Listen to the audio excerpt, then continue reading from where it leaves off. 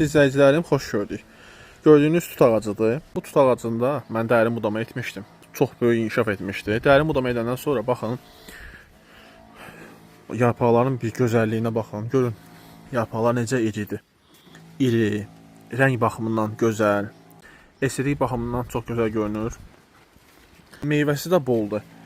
Yerdə bütün meyvələri görmək olur. Bitkinin üzərində meyvələr görmək olur. Meyvələr iridir. İri, dadlı, çox gözəldir. Dərin budamanın faydaları olduqca çoxdur.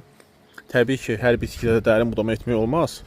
Sadəcə bu tut ağacını sizə göstərmək istədim. Görün nə gözəldir.